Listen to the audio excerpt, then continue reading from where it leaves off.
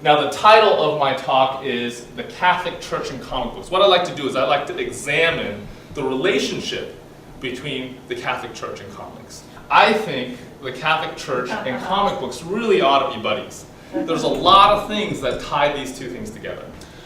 So because both the Catholic Church and comic books were founded by these young Jewish men, they both feature stories that draw heavily from Jewish stories, from the stories from the Hebrew Bible. So for instance, in the New Testament, Jesus is often referred to as the Lamb of God. This, among other things, is a reference to the story of the ram that takes the place of Isaac in that really, really famous scene where God asks Abraham to sacrifice his own son. In addition, the penultimate scene of the gospel story, the crucifixion, in a lot of ways recalls another Jewish story, the story of Moses raising the bronze snake up on a stick for the Israelites to look at and be healed from during their wandering in the wilderness. So the Catholic Church contains a lot of stories that have Jewish roots. Comics also contain a lot of stories that have Jewish roots, especially in the early stories. For instance, Superman is probably the most well-known of all the American superheroes. As an infant, Superman was launched into outer space by his parents in a basket of sorts, in like this metal basket, to save him from certain death.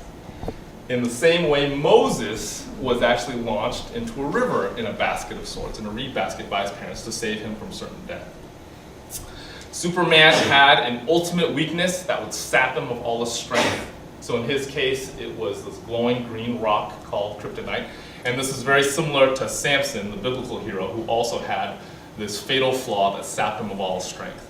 And in his case, it was haircuts. So they both find their roots, the stories of comics and of the Catholic Church find their roots in Jewish literature. In addition, both the Catholic Church, the founders of the Catholic Church, and the founders of comic books were put on trial by the governments of their day. So Jesus, of course, was put on trial by the Roman government. Pretty early on, there was tension between this new medium of comic books and religious leaders. So pretty early on, a lot of folks within comics figured this out and started trying to court a religious readership. So this is an example of one of the books that was used to try to court a religious readership. This was published by a company called EC Comics. The E in EC stood for educational, so it was Educational Comics. And it was a company that was run by a man named Max C. Gaines. This Picture Stories from the Bible, by his own admission, was the project from his heart. This was the one that he cared the most about. And the Catholic Church was actually one of his best customers. So parishes and schools ordered this by the thousands. Comic sentiment within the Catholic community culminated in the late 1940s with book burnings. So Catholic parishes and Catholic schools would hold these on the weekend. Teachers and nuns would encourage students to bring out all the books that were on the list of publications disapproved for youth to the schoolyard and to the parish courtyard. They would pile these books up and set them on fire. And while they were burning, the kids would be encouraged to sing the school alma maters. The Catholic Church did have some legitimate concerns about the comics that were being published. So first, the Catholic Church was concerned about the sexual content, obviously. So here's an example. Wonder Woman was a perennial on this list of disapproved literature for youth. And nowadays, I think Wonder Woman is seen as a feminist icon. And it's true that she was one of the very first strong female characters. However, when she was created, her strength didn't exist to empower women. It wasn't about empowering women. Her strength actually was about satisfying the fetishes of men. So Wonder Woman was created by a man named William Moulton Marston, who was a psychologist and also the inventor of the lie detector. That lie detector test that people take nowadays, he invented it, and Wonder Woman. He was also a well-known bondage fetishist, and of his creation, he said this: Wonder Woman satisfies the subconscious, elaborately disguised desire of males to be mastered by a woman who loves him.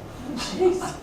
Who knew? Yeah. So if any of you are familiar with the Wonder Woman character, her looks and her personality supposedly were based on both Marston's wife and his mistress, who lived under the same roof Oh my God. with their 4 children.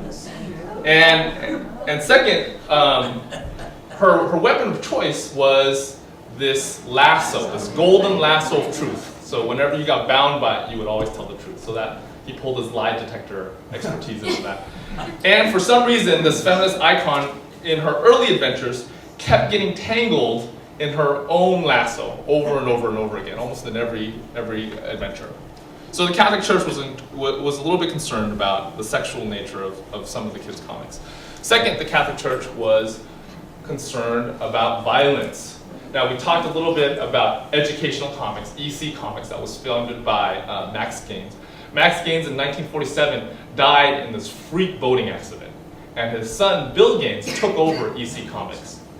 Now, Bill Gaines never wanted to be in comics. He actually disliked comics. He had planned on becoming a high school chemistry teacher. After his father died, however, he felt obligated to take over the family business. And very quickly he realized that comics were a great way to make lots and lots of money. He changed the E in EC Comics from educational to entertaining, and he canceled all those Bible story comics and replaced them with things like this. This was crime suspense stories. He also published Tales from the Crypt and Tales from the Vault. All these comics sensationalized violence. Now, they did other things. They also presented some of the most mature plots at the time and some of the most complicated plot structures of the time. But they did sensationalize comics. Sensationalize violence. That was so the Catholic Church was concerned about these things, concerned about sensationalized violence. Church leaders also spoke out against the racism that was inherent in a lot of comics. We talked about The Spirit, done by Will Eisner, the godfather of American comics. The Spirit's sidekick for his first adventures was this man boy named Ebony White, who was basically a stereotype of African Americans. He contains all of the stereotypical facial features. He also speaks in this really weird dialect that was like a pidginization of English, of actual English. Will Eisner eventually became embarrassed of this figure and this character and replaced them in The Spirit's later adventures. African Americans were not the only ones to suffer racism within comics. This right here is Chop Chop, who was a member of a World War II superhero team called the Blackhawks.